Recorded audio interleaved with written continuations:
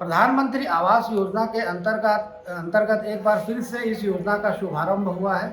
हम इस वक्त मौजूद है नगर पालिक निगम भिलाई के मुख्यालय में। हमारे साथ मौजूद है योजना शाखा के प्रभारी विद्याधर देवांगन जी। प्रधानमंत्री आवास योजना का लाभ किन हितग्राहियों को मिल सकता है, इसके क्या मापदंड रहते हैं और किस्तें वापस करी जाती है अथवा नहीं, उसके लिए क्या क्या दस्तावेज लगते हैं, तमाम जानकारियों के लिए आइए हम विद्याधर जी देवांगन जी से चर्चा करते हैं। सर, सबसे पहला सवाल है कि प्रधानमंत्री आवास योजना की कुछ साल पूर्व भी चालू की है, जिसका लाभ काफ़ी हितग्राहियों को मिला। एक बार फिर से सर योजना का शुभारंभ हुआ, तो इसका मापदंड क्या है सर? ये एक्चुअल में जो निगम क्षेत्र में किराएदारी के रूप में निवास कर रहे हैं, ऐसे परिवारों को पक्का आवास देने का केंद्र शासन का ये योजना है। प्रधानमंत्री आवास योजना के अंतर्गत जो किराए में निवास कर रहे हैं, ऐसे परिवारों को आवास उपलब्ध कराया जाना है। सर, जिनके पास जो किराएदारी में निवास नहीं कर रहा है, जिनके पास जमीन है और खुद का आवास बनाना चाहते हैं, तो उनके लिए किस तरह का कोई योजना है? उनके लिए भी प्रधानमंत्री आवास योजना का एक अलग से घटक है, मोर जमीन मोर मकान करके।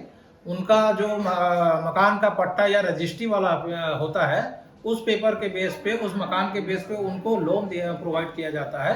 वो BLC योजना है। सर, जो जैसा कि आपने बताया कि जो किराएदारी में निवासरत उन्हें इस योजना का लाभ दिलाया जाएगा, प्रधानमंत्री आवास योजना का, तो सर उसके क्या मापदंड है? उसके लिए सर किन किन दस्तावेजों की आवश्यकता पड़ती है? जो जिनको आवास उपलब्ध कराया जाना है, उनकी पात्रता की श्रेणी ये है कि संबंधित निकाय क्षेत्र का निवासी होना चाहिए, वोटर कार्ड होना चाहिए 2015 के पूर्व का, 31 सितंबर 2015 के पूर्व का वोटर कार्ड होना चाहिए, आधार कार्ड होना चाहिए, और आय जाति निवासी 3 लाख रुपए से कम का आय प्रमाण पत्र की आवश्यकता है। सर, जैसा कि आपने बताया कि 3 लाख रुपए से कम, जैसे कई हितग्राही है सर, जो आज भी मतलब जो जरूरतमंद परिवार है, जो किराए में निवासरत रहे, लेकिन उन्हें काफ़ी जद्दोजहद करने के बाद भी इस योजना का लाभ प्राप्त नहीं हो सका, क्योंकि उनके द्वारा फार्म भी सर भर दिया गया था।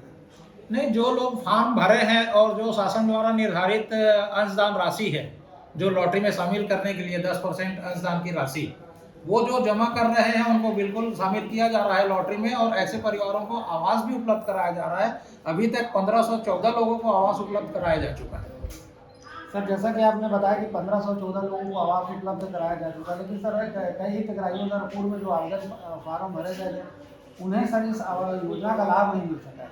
वो योजना का लाभ बिल्कुल प्रॉपर हम उपलब्ध कराने के लिए यहाँ है, सारे स्टाफ भी उपलब्ध है हमारा।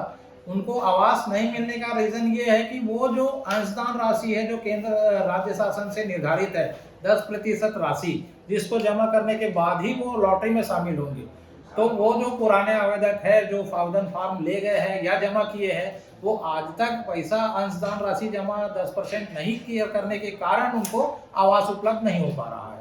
तो सर, इसमें 10% राशि है जो जमा करना अनिवार्य है, जैसे सर किसी के पास नहीं है तो उन्हें किसी तरह का ऋण वगैरह की सुविधा का प्रावधान भी है सर? आवास आवंटन के पश्चात पहले तो हितग्राही 10% राशि जमा करेंगे, उसके बाद में उनको लॉटरी में शामिल करके लॉटरी द्वारा आवास अलॉटमेंट किया जाता है। उस आवास को आवंटन करने के पश्चात फिर जो 90% अमाउंट बचेगा, जो अंशदान की राशि 90% बचेगा, उसको बैंक के माध्यम से लोन लेके वो आसान किस्तों में बैंक को EMI जमा करेंगे और हमारे यहाँ से आवास उनको उपलब्ध हो जाएगा। सर, निगम क्षेत्र के किन किन स्थानों में PM आवास बनाए गए सर? सूर्या विहार खमरिया में बना हुआ है, कृष्णा इंजीनियरिंग कॉलेज के पास बना हुआ है, NR स्टेट में बना हुआ है, रजत बिल्डर्स शांतिनगर में बना हुआ है, स्वप्निल बिल्डर्स क्रूज में बना हुआ है। ये सारे जगहों में हमारे प्रधानमंत्री आवास योजना के अंतर्गत आवास निर्मित और निर्माणाधीन है। सर, जैसा कि आपने बताया कि इन स्थानों में बना कि सर जैसे किसी हितग्राही को सूर्या विहार जाना है, शांतिनगर जाना है, अलग अलग स्थानों में जाना है, उसके लिए क्या वो अपनी मन पसंद हाँ, अपने पसंद से आवेदन फॉर्म में उनको स्थल चॉइस करना होता है।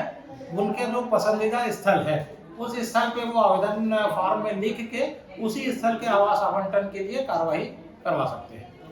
सर, ज़्यादातर मामलों में ये भी देखा गया कि जैसे किसी हितग्राही को मकान का आवंटन हो जाता है और वो मौके पर जाता है, तो या तो सर उसका मकान अर्धनिर्मित अवस्था में रहता है या सर कब्जेदारियों द्वारा कब्जा किया जाता है, तो ऐसे लोगों के लिए सर क्या किस तरह सुविधा? अभी तो कोई भी आवास हमारे कब्जे में नहीं है, क्योंकि ये नया और फ्रेश मकान बन रहे हैं, इस पे कोई कब्जा नहीं है अभी।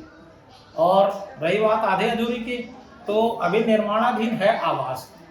जो आवास कंप्लीट हो गया है, निर्मित हो गया है, ऐसे आवासों का ही निर्माण आवंटन किया जा रहा है, जिसपे सिर्फ पानी बिजली की व्यवस्था अभी नहीं की गई है। जैसे ही कब्जा पत्र जारी करेंगे वो भी व्यवस्था उनको उपलब्ध करा दी जाएगी। सर अभी तक भिलाई निगम से कितने हितग्राहियों को सर पीएम आवास का लाभ मिल चुका है? दूसरा, इसका आवंटन सर के लिए कोई लॉटरी पद्धति भी है?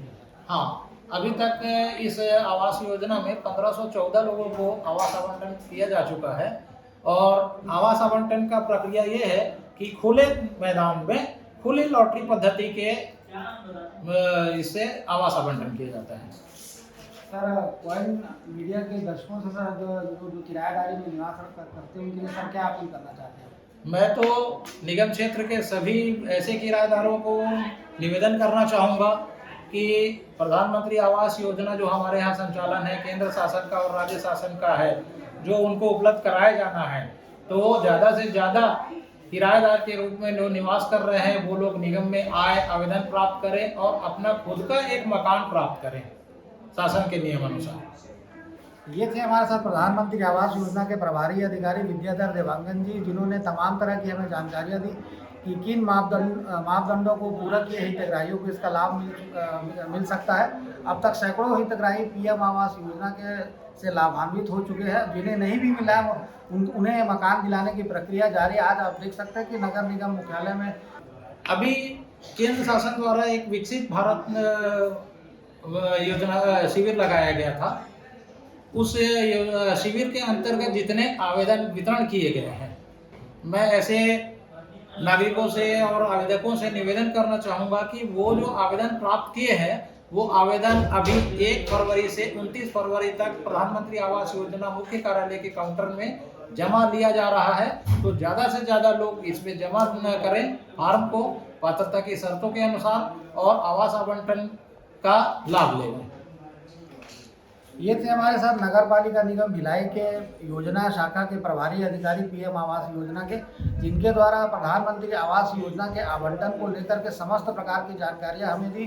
साथ ही इसके लिए जो प्रमुख मापदंड है वो यह है कि जो मकान लेने के इच्छुक हितग्राही है उनका किराएदारी में निवास करना अनिवार्य है, जिसके लिए कुछ दस्तावेजों की जरूरत पड़ती है।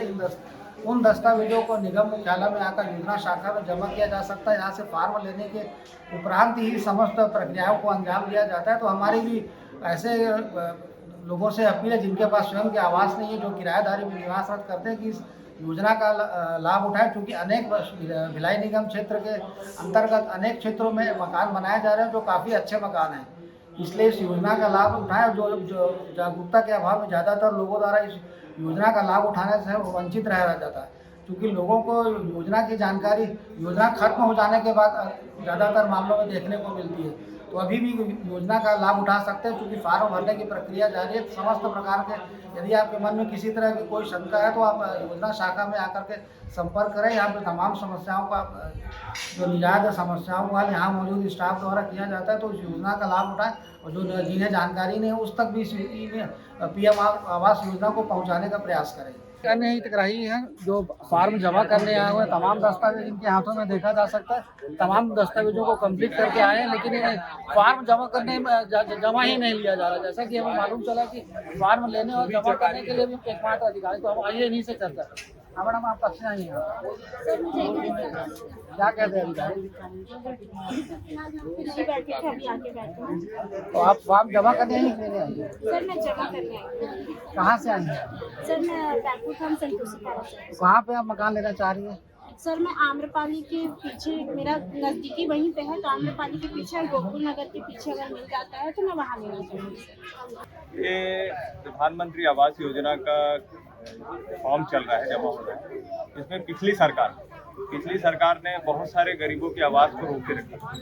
तो हमारे जो वर्तमान में जो सरकार अभी आई है, तो इन्होंने गरीब जनमानस का ध्यान रखते हुए इस योजनाओं को बारीकी से चला रही और ज़्यादा से ज़्यादा लोग प्रधानमंत्री आवास इसका लाभ ले रहे हैं। और उसी संबंध में आप ये भीड़ देख रहे हैं कि वो फॉर्म जमा ले रहे हैं, उनके माध्यम से उनके सही पेपर सब सत्यापित करने के बाद उनको आवास का लाभ मिलेगा। ये केंद्र सरकार और नरेंद्र मोदी जी की बहुत अच्छी योजना है और बहुत चढ़ बढ़ के लोग हिस्सा ले रहे हैं इसमें, इसका लाभ लेने के लिए। क्योंकि आप बैकुंठ धाम क्षेत्र से आए हुए हैं, तो आप पार्षद प्रतिनिधि भी हैं, तो आपके हिसाब से आपका बैकुंठ धाम क्षेत्र के लगभग कितने लोगों द्वारा इस योजना का लाभ लेने फॉर्म लिया गया? मैंने सुबह से खुद हितग्राही जो आवेदन थे उनको मैंने खुद यहाँ पर उनको काउंटर दिखाया, इसमें 5 लोगों ने मेरे सामने वो आवेदन को जमा किए सम्मिलित, और करीब 4-5 लोग और भी अभी लाइन पे लगे हुए हैं। विधि विधान से जो लाइन सिस्टम है नगर निगम का, उसके हिसाब से वो अपना फॉर्म को सबमिट कर रहे हैं। कोइन मीडिया न्यूज़ के लिए संजय दुबे।